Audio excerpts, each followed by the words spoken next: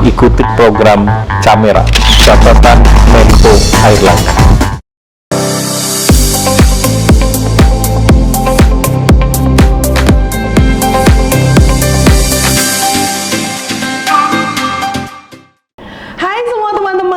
Bergabung kembali di channel G24, tentunya di program Sudut Afeksi. Senang sekali pada kesempatan kali ini, aku Astri Ovi bisa menyapa kembali teman-teman yang sudah bergabung di sini. Nah, setiap episodenya tentunya kita akan membahas sesuatu yang berbeda. Kali ini sangat menarik banget karena bahasan kita ini adalah sesuatu yang selalu diobrolin, baik itu di kalangan teman-teman yang ada di Twitter misalnya, atau mungkin teman-teman aku juga banyak banget nih yang ngomongin soal inner child. Aku tuh terluka, aku tuh gak bisa move on, aku tuh gak bisa banget melanjutkan hidupku karena inner childku ini yang terluka. That's why kita membahas tentang inner child yang terluka di kali ini ya. Tapi aku gak sendirian seperti biasa, aku akan ngobrol sama pakarnya di sini, narasumber yang akan ngobrol-ngobrol sama Ovi. Hari ini sudah ada Rati Zulhaki MPC, seorang psikolog klinis yang biasa aku sapa dengan Ate. Halo Ate.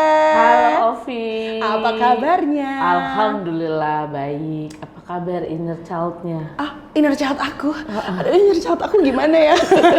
Terluka nggak ya? Langsung jadi nginget-nginget nih ya. Tapi nanti mungkin seiring dengan bahasan kita, nanti akan terkuak juga ya. Mungkin Ovi ini sebenarnya punya inner child yang terluka apa enggak nih? Sekaligus juga ngobrol ya sama Ate ya, mumpung Ate ada di sini. Tapi sebelumnya nih buat teman-teman ya yang udah gabung, ini aku ada sebuah kutipan cerita. Mungkin aku boleh ceritain dulu kali ya. Ini diambil langsung atau dikutip langsung dari artikel website 1%. Ini ada seseorang yang menceritakan dirinya. Jadi katanya seseorang ini tuh dipandangnya sebagai sosok yang percaya diri. Tapi sebenarnya dia itu tidak berani berdiri di hadapan banyak orang tanpa persiapan. Dia sangat ingat sekali ketika namanya tiba-tiba dipanggil, jantungnya tiba-tiba berdebar kencang, pikirannya jadi kosong, dia nggak tahu apa yang harus dilakukan, mendadak lupa dengan hal-hal yang lainnya, benar-benar merasa tidak berdaya. Rasanya tuh benar-benar harus memperbaiki hal ini, karena kalau misalnya terus-terusan kayak gini tersiksa juga ya, orang taunya dia sebagai orang yang riang, sebagai orang yang kayaknya perfect banget gitu, kalau dari luar ternyata di dalamnya tidak. Nah, mungkin kita akan mengambil dari cerita ini. Ada loh orang ternyata yang dilihatnya tuh orangnya atraktif banget, pede banget, bawel banget, tapi di dalam dirinya dia tuh ada sesuatu yang tidak seperti itu. Tapi berkaitan dengan inner child, itu mungkin terjadi nggak sih sama seseorang menurut Ate? Mungkin ya, mungkin banget gitu. Tapi memang kita nggak bisa langsung menjudge atau melakukan penilaian bahwa oh ini ada apa-apa nih sama inner child-nya. Karena kita perlu tahu dulu. Gitu. So that's why kita nggak bisa langsung oh dia tuh periang terus tapi kemudian kok dia ada sisi nggak percaya diri, jangan-jangan inner child-nya terluka, nggak bisa langsung seperti itu. Jadi harus jangan-jangan dia belum makan. Oh iya bener juga. Sama sih kebetulan kalau saya belum makan, saya suka gitu juga masalahnya ya. Deg-degan tapi lebih ke asam lambung sebenarnya. Tapi ngomongin soal inner child, mungkin di sini teman-teman ada yang masih belum tahu inner child itu apa sih sebenarnya? Mungkin Ate boleh jelasin deh. Simpelnya nih ya, Vi. Simpelnya sebenarnya inner child itu adalah anak kecil di dalam diri kamu. Anak kecil dalam diri kita. Yang keberadaannya itu adalah berasal dari sekumpulan peristiwa-peristiwa yang dia hadapi dari kecil. Jadi kalau kita tuh kan semua punya pengalaman masa kecil dong. Pasti. Ya dari kita lahir sampai kemudian kita beranjak jadi toddler, terus kemudian prasekolah, remaja sampai dewasa.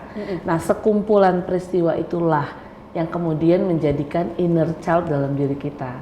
Makanya ada inner child yang terluka, ada yang enggak. Oh jadi tuh ada dua, nggak semuanya terluka. Soalnya biasanya kalau yang aku denger ya, soalnya yang kayak inner child gue luka banget nih, gue nggak bisa banget nih ngelanjutin hidup gue karena inner child gue luka gitu mulu. Jadi ternyata ada yang baik-baik aja. Ada yang baik-baik aja. Kalau memang peristiwa-peristiwa dalam masa kecilnya itu semuanya sekumpulan peristiwa yang menyenangkan, positif. Dia punya orang tua yang pola pengasuhannya oke, gitu kan, sehingga ketika dia menjadi dewasa, inner child-nya itu tumbuh dengan sempurna gitu, optimal, bahasanya Oke. tuh optimal. seperti itu. Tapi kenapa sih inner child seseorang tuh bisa terluka? Hal apa yang biasanya jadi trigger utamanya sampai seseorang jadi punya inner child yang terluka? Sudah pasti dia punya pengalaman yang negatif. Dalam arti? Dalam arti misalnya gini, misalnya contohnya yang paling mudah adalah terabaikan secara emosi ketika masih kecil. Oke. Kalau nangis, orang tuanya sibuk meminta dia untuk diam tanpa mengadres feelingnya dia, Oke. tanpa memvalidasi perasaan yang dia punya gitu. Jadi itu kalau dilakukan cuma sekali mungkin nggak bakalan berefek.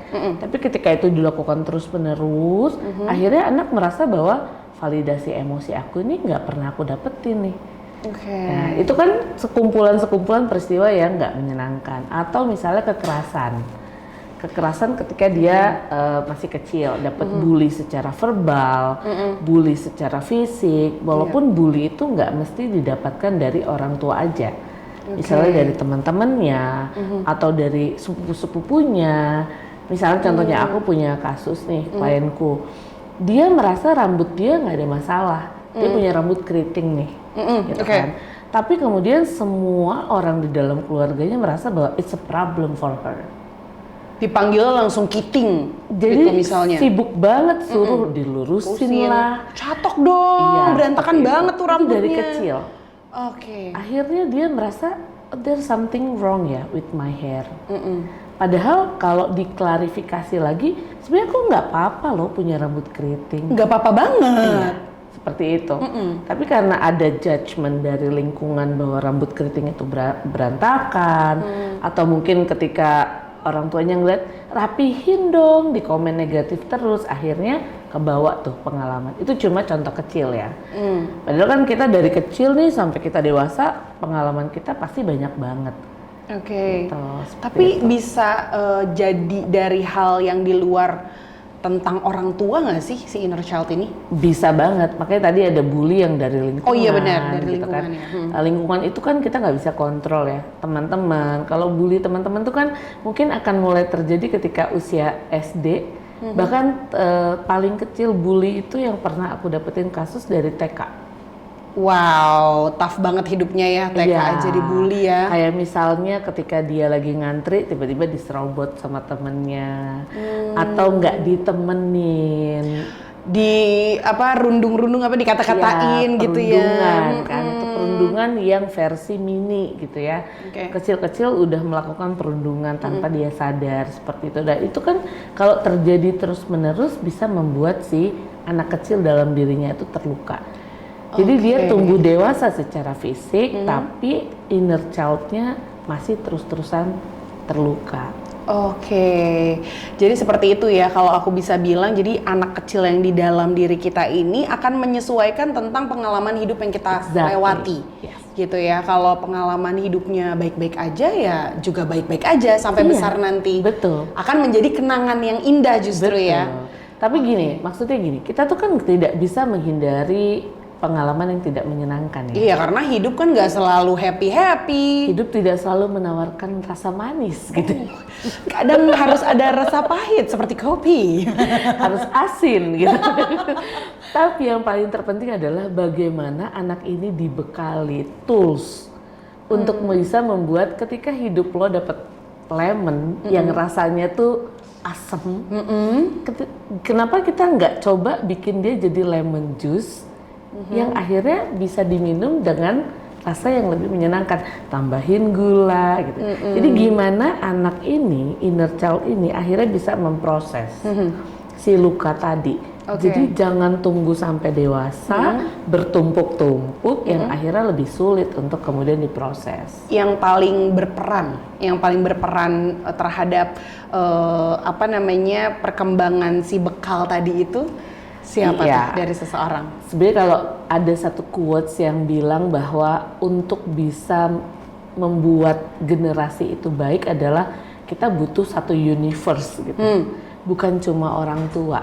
Jadi stakeholder itu banyak, ada guru, bahkan kita pun yang ada di lingkungan, misalnya ada ngelihat di playground, kemudian ada anak yang berantem, kita nggak bisa cuma tutup mata aja gitu. Oke. Walaupun kita nggak mengintervensi secara langsung, tapi minimal kita bisa menjadi sosok agent of change ya, supaya anak ini tuh inner child-nya nggak terluka terus-terusan gitu. Jadi semua pihak yang ada di sekeliling itu juga harus lebih turut peka. mendukung Iya, ya. walaupun memang porsi utamanya orang tua ya. Oke, siap. Wah, ini menarik banget nih ya bahasan kita. Tapi ngomong-ngomong soal inner child yang terluka, ini aku pernah mendengar ada teman aku yang bilang, kamu tuh bucin gak sih?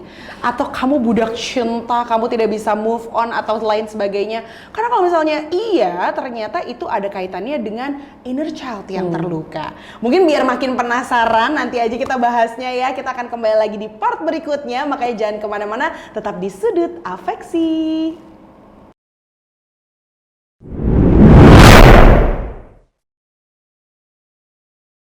Ikuti program Camera, catatan Menko Airlangga.